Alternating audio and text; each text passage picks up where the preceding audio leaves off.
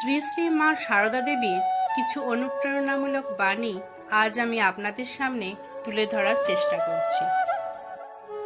মনুষ্যত্বই শ্রেষ্ঠ সাধনা। মানুষ হও, মানবতার ভিতরে ঈশ্বরকে খুঁজে নাও।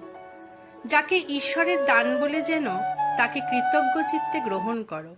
অভাব অভিযোগ না করে কৃতজ্ঞতায় জীবনযাপন। যার কাছে যে রূপ ভক্তি করবে সে রূপ ফল পাবে। ভক্তি জীবনের আসল মূলধন। অন্যের দোষ দেখো না, নিজের দিকে চাও। সমালোচনার পরিবর্তে আত্মশুদ্ধির পথ। জগতে সবই মায়ের খেলা। সংসারের ওঠা নামা ঈশ্বরের ইচ্ছা। অন্যায় সহ্য করতে শেখো, তবেই শান্তি আসবে। অসহায়কে সাহায্য করো, তাহলেই জীবনের সার্থকতা। শ্রী শ্রী মা বলেছেন, বাড়িতে কাজ করতে করতে ঈশ্বর স্মরণ করো, তাহলেই মুক্তি। ধৈর্য ধরে অপেক্ষা করো, সময় মতো সবকিছুই মেলে।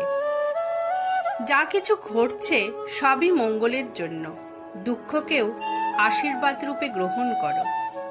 অন্যের মঙ্গল চিন্তা করলে নিজের মঙ্গলও ঘটে। যে যেমন তার প্রতি সেই রূপ আচরণ করতে শেখো।